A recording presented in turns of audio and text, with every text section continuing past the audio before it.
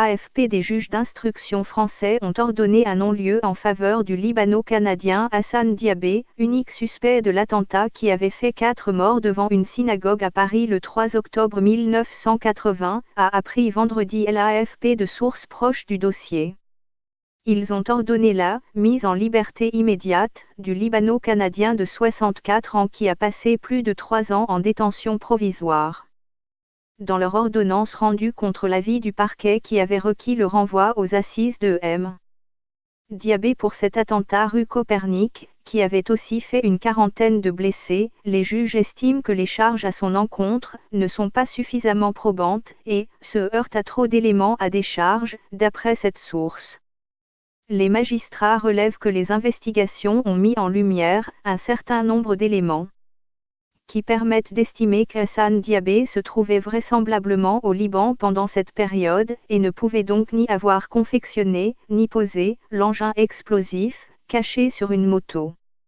M. Diabé a toujours affirmé qu'il était à Beyrouth au moment des faits pour passer ses examens à la faculté. Les documents de l'université libanaise et les témoignages de plusieurs étudiants ont corroboré sa version, soulignent les juges.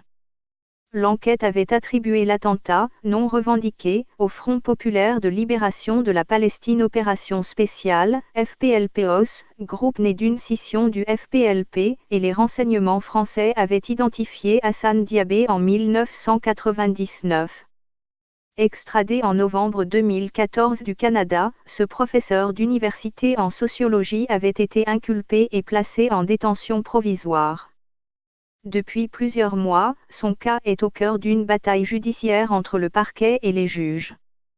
Ces derniers, faisant déjà part de leurs doutes quant à sa présence en France à l'époque, ont demandé à plusieurs reprises sa remise en liberté, avec assignation à résidence et port d'un bracelet électronique.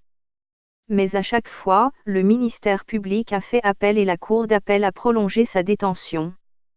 Le 29 novembre, le parquet de Paris avait requis son renvoi devant la Cour d'assises spéciale de Paris, seule habilitée à juger les crimes terroristes.